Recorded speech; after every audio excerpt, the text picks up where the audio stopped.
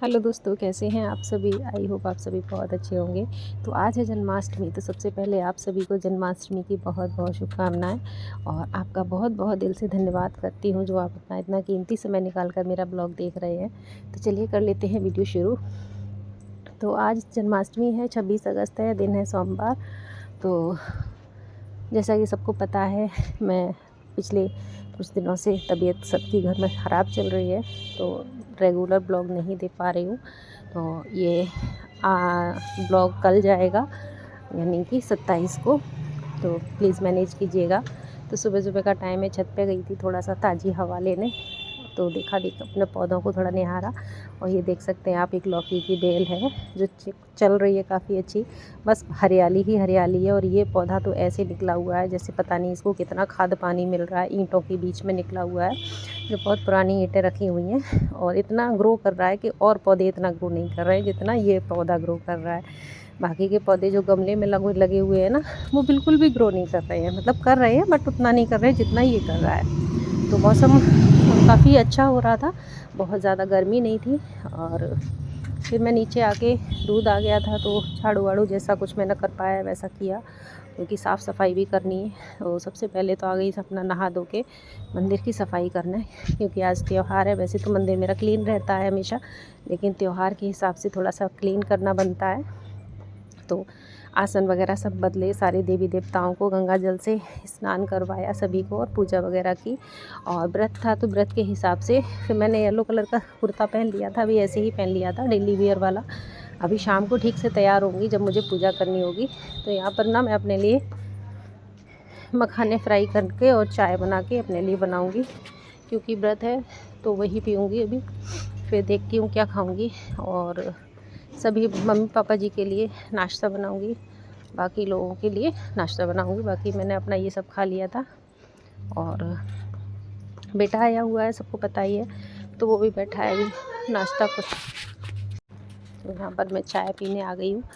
और इतनी वीकनेस हो गई है इस टाइम, अब पूरा घर ही बीमार है, अब आपको सबको पता ही है। तो जैसे तैसे मैं काम कर रही हूँ, दवाइयाँ खा खा के सारे घा करके काम मैनेज धीरे धीरे कर रही हूँ। बेटी भी हेल्प करती है, जब उसकी तबीयत ठीक होती है तो वो थोड़ा बहुत करवा देती है। फिर मैंने थोड़ी सी अपने बेटी की भी हेल्प ली। तो सभी लोग हेल्प कर देते हैं इस तरीके से अगर होता है घर में। तो बस मेवा पाक बनाना था ना भोग के लिए, तो उसके लिए गोला कसना था, तो मेरी हिम्मत नहीं हो रही थी। तो मैंने बेटे को लगाया इस काम में, तो उसने फटाफट से कस दिया। फिर ये मैंने अपने कपड़े निकाल के रखे जो मुझे वियर करने थे शाम को, क्योंकि त्यौहार हो ना और ऐसे ही रहो तो फिर बड़ा अजीब लगता है। तो थोड़ा सा मन भी थोड़ा बदल जाता है और थोड़ा अच्छा लगने लगता है। और जो तबीयत ख़राब होती है ना, उसको थोड़ा सा भूल के दूसरी तरफ मन डाइवर्ट हो जाता है। तो यहाँ पर बना रही थी मैं मेवा पाक, जिसमें मैंने सारे ड्राई फ्रूट निकाल के साफ़ करके रख लिए थे। बस अब इनको बनाना था। और शाम का टाइम था, 5 बज रहे थे करीब। पूरा दिन काम करते करते थकान हो रही थी, तो थोड़ा सा रेस्ट किया था और कोई ज़्यादा ब्लॉग शूट नहीं किया था। तो बस घी डाला इसमें। तो मैं बहुत इजी तरीके से और बहुत थोड़ा सा सामान मैंने बनाया था, बट बनाया था सब कुछ, थोड़ा थोड़ा ही बनाया सब कुछ था।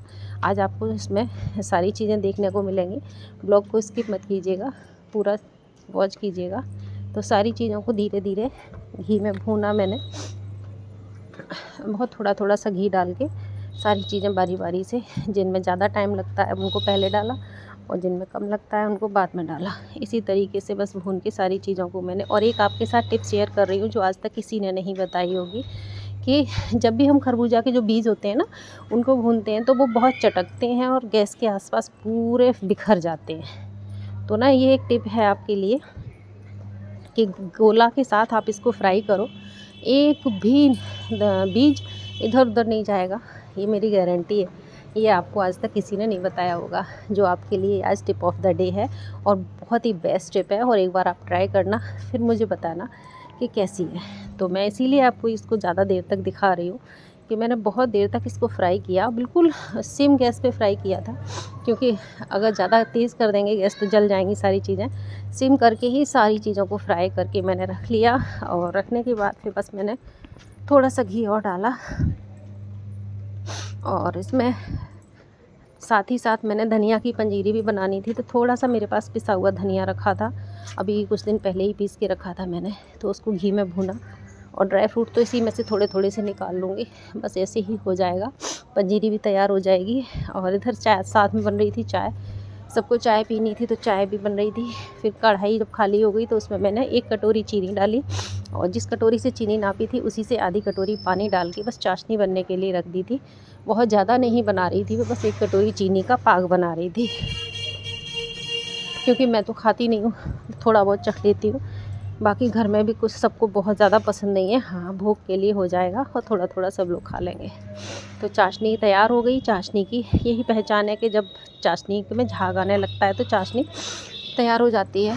तो हमने जो मेवा भून के तैयार की थी उसको फिर हमने कूट लिया था, बहुत ज़्यादा पीसा नहीं था मिक्सी से, बस खलबट्टे से कूट के इसको मोटा मोटा ही रखा है। और सारी मेवा हमने चाशनी में मिक्स करके थोड़ी देर और चलाया। जैसे ही ये बिल्कुल कढ़ाई छोड़ने लगा वैसे ही हमने उतार के इसको प्लेट में जमा देंगे। और बिल्कुल बहुत अच्छी जमती है, बिल्कुल परफेक्ट जमी थी। और मैं इसी तरीके से करती हूँ। और ये बहुत ज़्यादा नहीं बनी थी, बहुत थोड़ी सी थी। तो ये देखिए प्लेट में मैंने कर ली है और ये जम जाएगी। वो तुरंत के तुरंत ही जम गई थी, इसको ठंडा करने की भी ज़रूरत नहीं पड़ी थी। तुरंत के तुरंत बस हाथ से निकाल के हाथ से ही पीसेस इसके टूटने लगे थे। बस ये बन गई। फिर उसके बाद मुझको बनाना था, इसको मैं रख दिया साइड में। अब मैं दूसरी चीज़ की तैयारी कर रही हूँ, यानी कि धनिया जो पंजीरी के लिए फ्राई किया था वो ठंडा हो गया था। अब उसमें बूरा मिलाया या पिसी हुई चीनी, आप जो भी मिलाओ, और जो ड्राई फ्रूट रखे हुए थे और इलायची पाउडर। इससे ना खुशबू भी बहुत अच्छी आती है और टेस्ट बहुत अच्छा आता है। तो ये सारी चीज़ें मिक्स करके और इसको भी मैंने तैयार करके रख दिया। यानी कि अब हमारी 2 चीज़ें हो गई थी तैयार, यानी मेवा वाला पाग और धनिया की पंजीरी। तो सारी चीज़ें तैयार करने के बाद अभी मुझको बनाना है पंचामृत। तो दूध मैंने मंगा के रखा हुआ है फ्रिज में, तो वो मैं खाना पीना सब कुछ बना दूँगी सबके लिए, उसके बाद बनाऊँगी, क्योंकि दही पड़ता है ना उसमें, तो खट्टा भी हो जाएगा, जम जाएगा। तो अभी मैं बना रही थी खाना। अब आपके साथ सेकंड टिप शेयर कर रही हूँ कि जब कभी भी आप तेल में पूरी कचौड़ी तलें ना, तो उसमें थोड़ा सा नमक डाल दें। इससे पता है 2 फ़ायदे होते हैं। एक तो तेल कम खर्च होता है, दूसरा तेल पीला नहीं रहता बिल्कुल भी, ऐसा लगता है जैसे कि मतलब घी में बनाया गया है खाना, तो बहुत ही अच्छा रहता है। ये दूसरी टिप है आपके साथ, बहुत ही इम्पोर्टेंट टिप है, आप ज़रूर ट्राई कीजिएगा। तो ये देखिए खाना हो गया है हमारा रात का रेडी। तो सबको खाना खिलाने के बाद फिर मैंने बनाया पंचामृत, जिसके लिए फ्रिज में जो दूध रखा था वो निकाल के लेके आई, और जितना ज़रूरत था उतना मैंने एक बाउल में डाला, और इसमें थोड़ा सा 2 से 3 चम्मच डाला दही। और पंचामृत 5 चीज़ों से मिल के बनता है, दूध, दही और बूरा यानी पिसी हुई चीनी, कुछ भी डाल सकते हैं आप। तो बूरा डाला है मैंने यहाँ पे, अच्छे से डाला है, जो अच्छा मीठा मीठा अच्छा लगता है ये। और शहद, यानी कितनी चीज़ें होंगी, 4 चीज़ें, और देसी घी। बाकी की चीज़ें इसमें आप ड्राई फ्रूट डालो, तुलसी डालो, गंगा जल डालो, ये सब चीज़ें तो पड़ती ही है। इलायची पाउडर डालो, जिससे खुशबू भी अच्छी आती है, पीने में बहुत अच्छा लगता है। और वैसे भी इलायची तो हर चीज़ में खुशबू बढ़ा देती है। तो बस सारी चीज़ों को डाल के, ये जो मैंने ड्राई फ्रूट भुने थे ना, तो थोड़े से निकाल लिए थे मैंने इसमें डालने के लिए।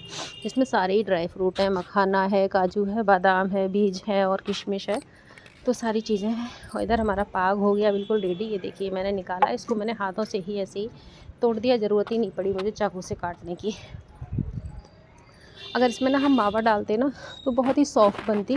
अभी ये बहुत क्रंची सी बनी है और वो खाने में बहुत क्रंची लगेगी, बहुत टाइट नहीं है, बट हाँ कुरकुरी जैसी है, बहुत अच्छी लगेगी। तो हमारी भोग की थाली बिल्कुल रेडी हो चुकी है। तो बस मैं इसको तैयार करके रख दूँगी साइड में, क्योंकि फिर मैं नहाना होगा मुझको शाम को, रात को। तो नहाना धोने के बाद ही फिर मैं रेडी होंगी पूजा के लिए, थोड़ी बहुत रील्स बनाऊँगी। तो ये देखिए मैं सब रेडी हो चुकी हूँ, और यहाँ पे मेरा आप फुल लुक देख सकते हैं।